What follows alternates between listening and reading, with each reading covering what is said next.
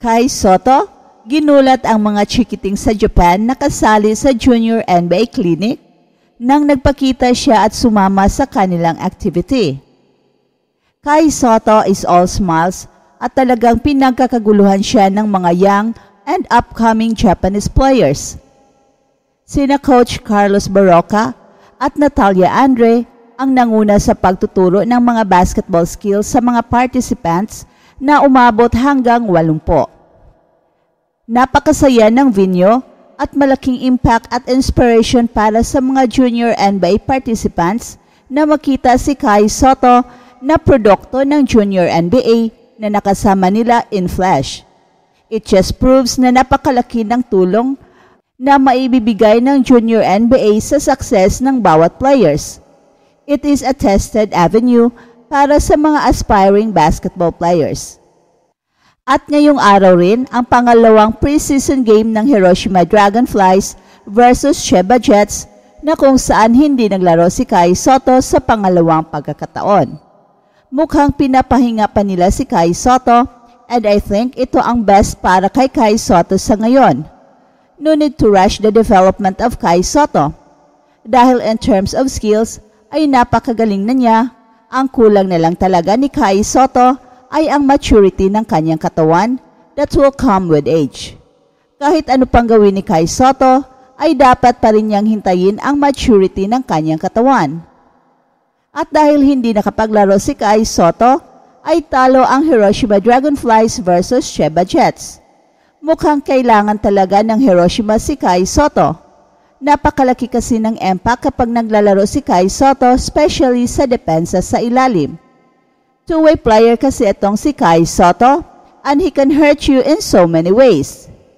At yan ang pinakita ni Kai Sotto sa FIBA World Cup against China na kung saan tinalo ng gilas ang China pero gustong bumawi kaagad ng China this time with their under-16 team na kung saan magkasagupaan ang Batang Gilas versus youth team ng China and it promises to be one hell of a ball game.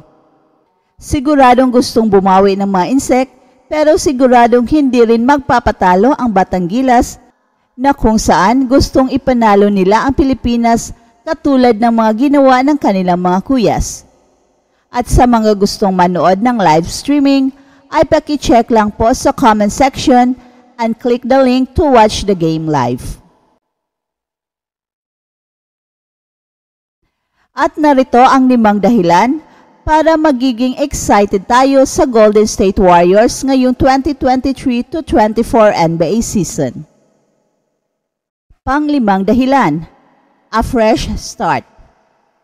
Bagamat mahalagang bahagi si Jordan Poole sa koponan na nagwagi ng kampyonato noong 2022, hindi siya nagkaroon ng pinakamagandang playoff series ngayong taon. May mga mahirap na laro laban sa Sacramento Kings at Los Angeles Lakers. Sa loob ng 13 playoff games, nahirapan si Poole bawat aspeto ng offensive rotation, tulad ng makikita sa kanyang mga average statistics kumpara sa nakaraang season. Ang kakulangan sa production ng 24 years old na si Poole ay nagdala sa kanya pagkatapos ng 4 na taong pananatili sa Golden State Warriors. Kahit na siya ay nag-sign ng malaking 4-year contract na nagkakahalaga ng $140 million. Sa pagpasok ng malaking kontrata na ito para sa paparating na season, kinakailangang magdesisyon ang Warriors. Maniwala na makakabawi si Poole mula sa kanyang masamang performance o gawin ang lahat para i-trade siya. At ilang buwan matapos ang pagtatapos ng season, napagpasyahan nilang piliin ang huli. Si Jordan Poole ay na-trade sa Washington Wizards para kay veteran point guard na si Chris Paul na kamakailan lamang ay na-trade mula sa Phoenix Suns. Pang-4 na dahilan, an injury-free season. Kasama sa lahat ng problema ng Golden State Warriors, hindi rin sila swerte pagdating sa mga injuries. Naalala natin ang pagkawala ni Klay Thompson ng 2 buong season dahil sa ACL tear na sinundan ng ruptured Achilles bago siya bumalik noong 2022 at magwagi ng kampyonato. Sa kasamang palad, hindi na katulad ang kanyang laro simula noon. Nagpakita siya ng mga palatandaan na limitadong galaw na maunawaan naman matapos ang 2 taong pagkawala. Pero ang mas mababang produksyon niya ay merong epekto sa koponan. Si Andrew Wiggins ay dumating bilang isang mahusay na pangalawang option sa opensa kung hindi maganda ang laro ni Klay. Pero na-miss rin niya ang maraming laro nung nakaraang taon, kaya may kulang ang koponan. Si Stephen Curry, ang star of the show, ay hindi rin nakaligtas sa mga injuries. Naglaro lamang siya ng 56 games nung nakaraang season matapos magkaroon ng partial tears pati na rin ng contusion sa kanyang kaliwang lower leg. Pangatlong dahilan, the dynasty score.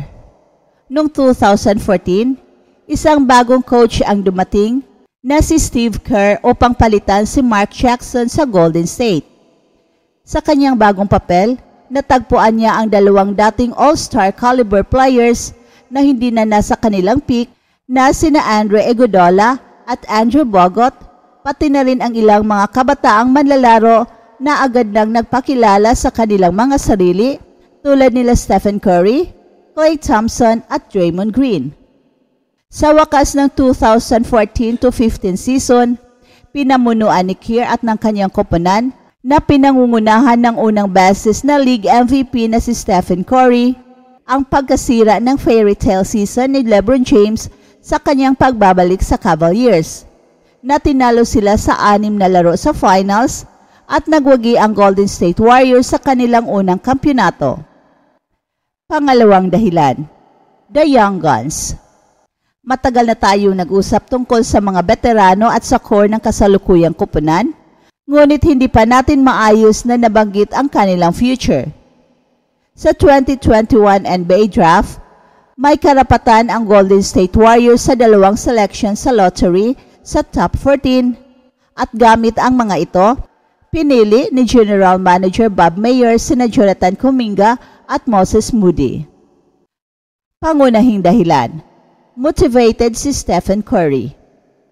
At hindi magiging kompleto ang Golden State Warriors kung hindi natin banggitin ang 9 na beses na All-Star, 9 na beses na All-NBA, 2 beses na scoring champion, 2 beses na MVP, at 4 na beses na NBA champion na si Stephen Curry.